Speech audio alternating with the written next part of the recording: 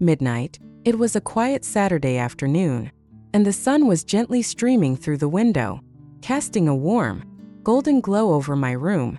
I couldn't help but let out a deep sigh of contentment as I prepared to relax and enjoy some peaceful moments with James, my boyfriend. For weeks, I had been looking forward to this day. The perfect balance of comfort and connection.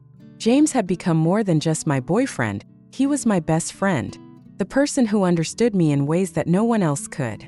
His presence brought a sense of calm and joy into my life, making even the simplest moments extraordinary. His smile was like a beacon of light, and his laughter, oh, how it could brighten even the gloomiest days. 035 together. We shared everything, silly jokes, deep conversations, and sometimes even just the silence between us felt meaningful. Our bond felt effortless, as though we had been in each other's lives for years, rather than just 6 months.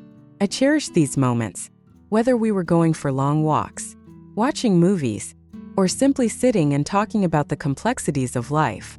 James had this innate ability to lift me up, especially on those days when the weight of the world seemed unbearable.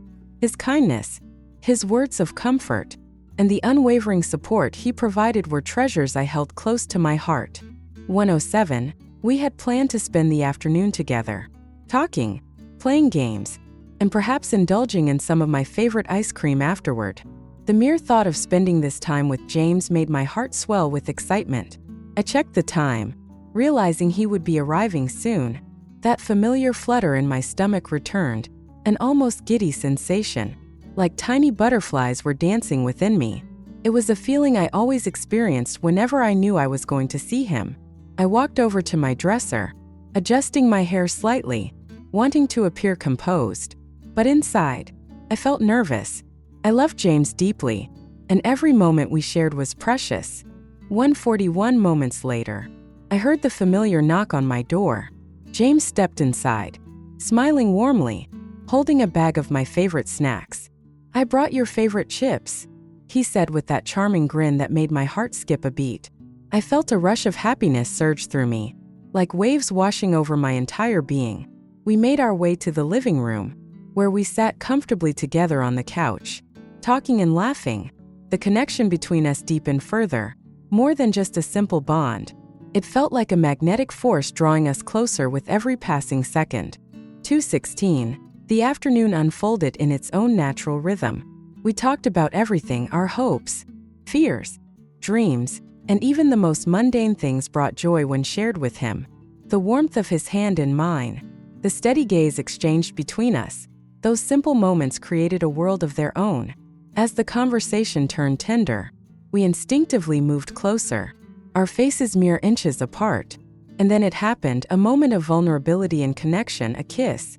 252. At first, it was a soft, sweet kiss, gentle yet profound. But as time slowed down, it deepened, our emotions spilling over into that intimate moment. My heart raced, overwhelmed with feelings I couldn't quite comprehend. James made me feel safe, cherished, loved, and in that moment, all those emotions swirled together in a way that felt indescribable. The world outside seemed to fade away, and nothing else mattered but the warmth of his embrace. 3:30. The silence between us was broken by the sudden creak of the front door. My heart dropped, and the air seemed to freeze in place. A cold wave of embarrassment swept over me as I heard my mother's sharp voice echo through the house. "What's going on here?" she asked, her tone filled with concern and disbelief. I quickly pulled away from James, feeling caught off guard and terribly exposed. Turning to face her, I saw her eyes wide with shock and disapproval. My face burned with humiliation as I struggled to find the right words. "Mom, we didn't mean to," I began, but she didn't let me finish. 406. "I can't believe what I just saw," she said, shaking her head. "You know better than this, young lady." The disappointment in her voice cut through the air, sharp and clear. My mother took a seat, her expression serious and measured. Her gaze shifted between James and me, and the weight of her disappointment seemed to linger, suffocating us. I felt helpless, unable to explain the depth of my feelings for James or the genuineness of our connection. 430. "Tell me, What is going on between you two? She asked again, her voice calm yet firm. I struggled to swallow the lump in my throat. How could I put into words something so personal? Something I barely understood myself? James, equally nervous, tried to speak but hesitated, unsure of how to ease the tension. We were just kissing. Mom, I whispered softly, barely audible. Nothing more. Her expression softened slightly, but doubt still lingered in her eyes. 5:14. Kissing is fine when it's respectful and controlled, she said carefully. But I can see that you two are getting too close, and I don't think you fully grasp the consequences of your actions. James looked down, his anxiety evident. I didn't mean to upset you, he murmured. I really care about your daughter. My mother considered his words, her gaze softening slightly for a brief moment. I know you care about her, James, she said gently. But being young and in love can sometimes lead us to make decisions we regret later. Do you understand that? 5:52. I nodded, feeling a whirlwind of emotions. My mother had always been strict, and while her concerns came from a place of love, her rules felt suffocating at times. I wanted to explain that this was different, that what I shared with James wasn't something I could easily walk away from. I understand, Mom, I said quietly, my voice trembling slightly. But James and we're not doing anything wrong. We're just figuring things out. She sighed deeply, pacing back and forth thoughtfully. 6:27.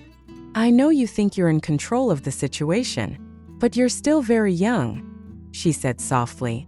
Your emotions can easily cloud your judgment. I felt the frustration bubble up inside me. I know, but I'm not a child anymore, I said firmly. I love him, Mom. For a moment, the room fell into a heavy silence. My mother's eyes held a deep concern, but there was also a flicker of uncertainty. She seemed torn between her protective instincts and her desire to give me space to grow. 7:14. Love is important, she finally said, her voice gentler now. But love should not cloud your judgment. There is a time for everything, and rushing into things too quickly can bring consequences you aren't ready for. My heart sank as her words echoed in my mind. So what are you saying? That I shouldn't be with James? I asked quietly, my voice trembling. 7:52. No, that's not what I'm saying, she replied, pausing to gather her thoughts. I just want you to be careful. I want you to consider your future, your education, your dreams. You have so much potential, and I don't want you to make decisions that could hurt you in the long run. The weight of her words pressed against me, but deep down, I knew she spoke from a place of concern. Still, part of me clung to the hope that I could prove her wrong, that my love for James was strong enough to withstand whatever challenges came our way. 8:27. The conversation stretched on for hours, each of us reflecting on the complexities of what had just transpired. James and I sat in silence once she left the room. The atmosphere was heavy with unspoken thoughts, the weight of the situation hanging over us like a shadow. James finally broke the silence. I didn't mean for this to happen, he said quietly, his voice tinged with guilt. I know, I whispered back softly, but it's not your fault. It just caught me off guard. 8:57. We sat together, our hands entwined, comforted by each other's presence. The road ahead felt uncertain, but in that moment, the only certainty was our love, a bond that felt unbreakable. Even in the face of fear and misunderstanding, the silence between us felt heavy, a palpable weight that lingered in the air, and I couldn't shake the uneasy sensation that something had shifted irrevocably. Would my mother ever accept James and me as a couple? Or would this moment haunt us forever? The days that followed were tense, filled with unspoken words and strained silences. My mother didn't bring up the incident again, but the distance between us grew more noticeable with each passing day. She seemed more reserved, more withdrawn.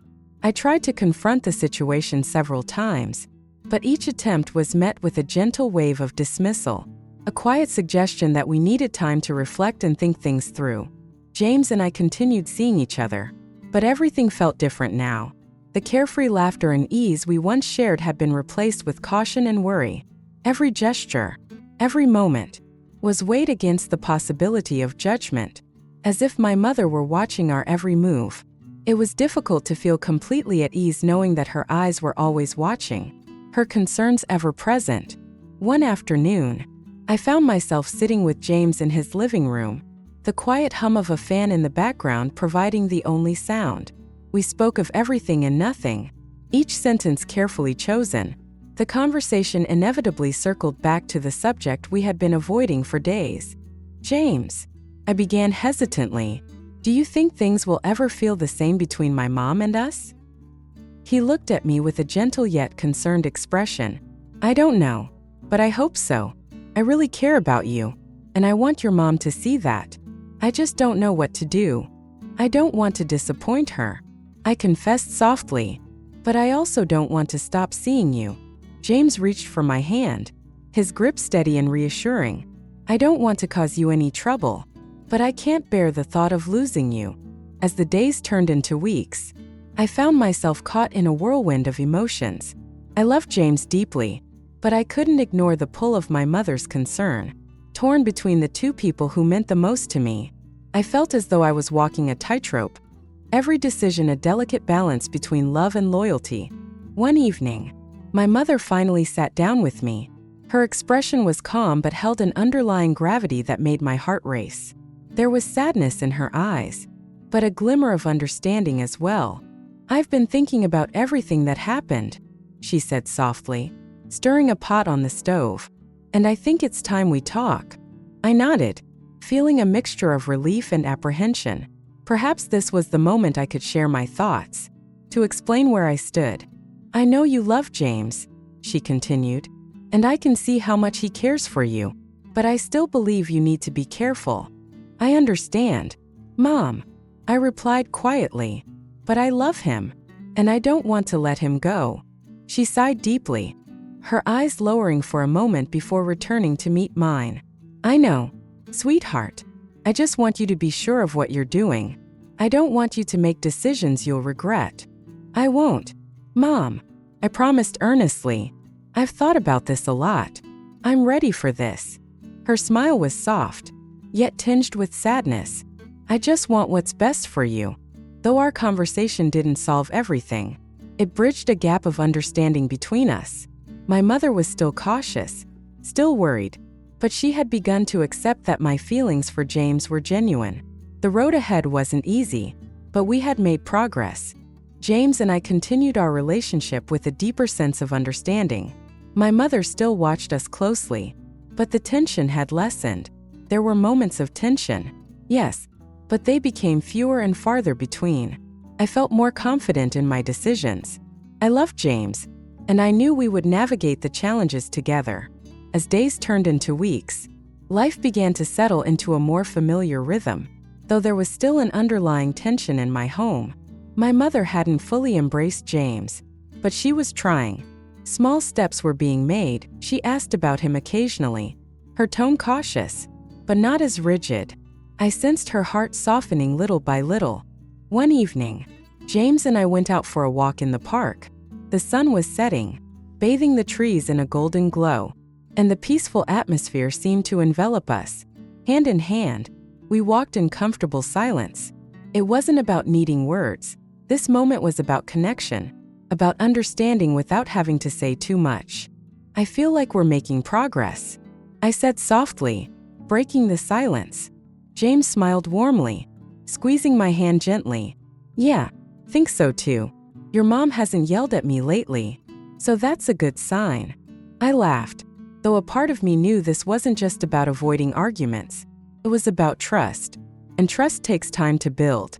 "I'm really glad you're here," I murmured, my voice barely above a whisper.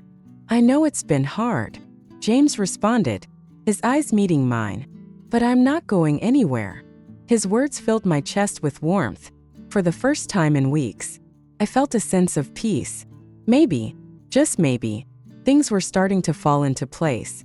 Yet, even as progress was made, there were moments when my mother's worry resurfaced. One evening, as I stood in the kitchen helping her prepare dinner, her gaze was soft but filled with concern. "I've been thinking more about you and James," she said quietly. Stirring the pot. I froze. What about us?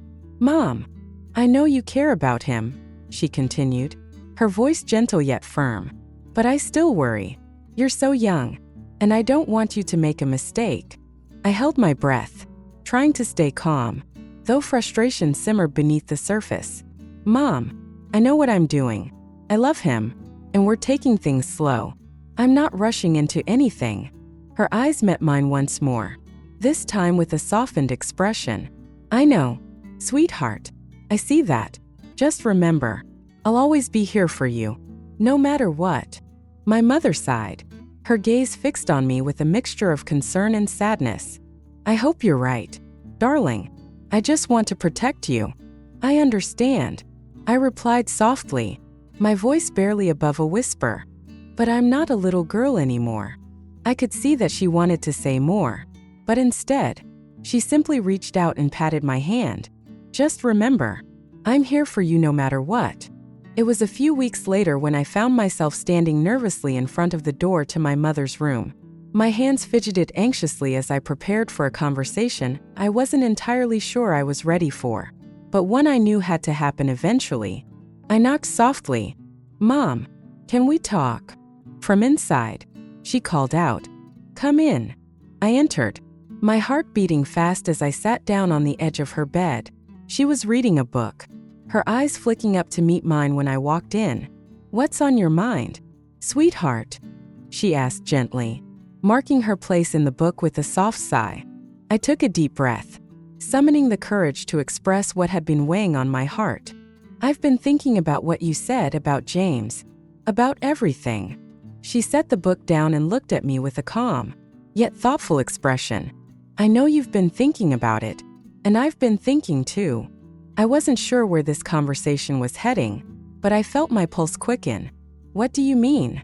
She smiled softly, her voice laced with warmth. I've seen the way you and James look at each other, and while I still have concerns, I realize that you've made your choice. I can't protect you from everything, and I need to trust you to make the right decisions. My breath caught in my throat. So you're okay with us? She nodded slowly. Not completely, but I'm willing to try. I just ask that you continue to be responsible and keep your future in mind, your education, your dreams, they must always come first. I felt an overwhelming sense of relief wash over me. I promise, Mom, I won't let anything distract me from my goals. She reached out and gently brushed a strand of hair from my face. I just want you to be happy, sweetheart. I love you. I love you too, I whispered, my heart light and full. That night, I couldn't stop smiling. A weight I hadn't even realized I was carrying had been lifted from my shoulders. It wasn't full approval, but it was a step in the right direction. James and I had been patient, understanding that this wasn't something that could be rushed. Now, things seemed to be slowly improving. We decided to take things slower, cherishing each moment together and truly getting to know each other without feeling pressured. James respected my mom's wishes, and for the first time, I felt he understood the importance of balancing my love for him with my responsibilities. However, not everyone was happy about our growing closeness. My best friend Sarah had always been supportive, but I noticed a shift in her behavior. She grew more distant, her usual warmth replaced by a quiet discomfort. I could sense her unease. One afternoon, while we were hanging out at the mall, she finally voiced her concerns. I don't know, she said, her voice soft but firm. It feels like you've changed. You've been so caught up in James, and I miss the old you. Her words stung more than I anticipated. What do you mean? The old me? You used to be so focused on school and your future, she said hesitantly. But now you're always with him, and it feels like you're letting things slip away. Her words pierced me deeply, and I couldn't deny that there was some truth to them. James was important, but Sarah was right about one thing. I couldn't afford to lose sight of my dreams. I'm not losing myself, I said, trying to keep my voice steady. I just need to find balance, and I'm working on it. Sarah looked unconvinced. I hope so. I just don't want to see you make a mistake. As I walked away from the mall, her words echoed in my mind. Was I losing track of my future? Was I giving too much of myself to James? That night, I knew I had to speak to him about it. We sat in the quiet of the park, watching the stars flicker above us. I finally brought up the conversation, my voice gentle but serious. James, I began. I've been thinking a lot about what Sarah said, about how I've been spending all my time with you and not focusing on my future. James was quiet for a moment, his expression thoughtful. I understand. I don't want to distract you from your goals. I want you to do well in school, to follow your dreams. A wave of comfort washed over me as his words reassured me. I just need to find the right balance. I can't let myself lose sight of everything else because of one person. He nodded, his gaze steady. We'll make it work. Promise. I'm here to support you no matter what. My heart swelled with gratitude. I wasn't alone in this journey. James wanted the best for me too. Thank you for taking the time to watch our videos. If you find the content useful and interesting, don't forget to like, share, and especially subscribe to the channel so you don't miss any new videos. Our channel will always update attractive, inspiring, and useful content for you. Click the bell icon to receive notifications as soon as there are new videos. Your support is the biggest motivation for us to continue to develop. Thank you and see you in the next videos.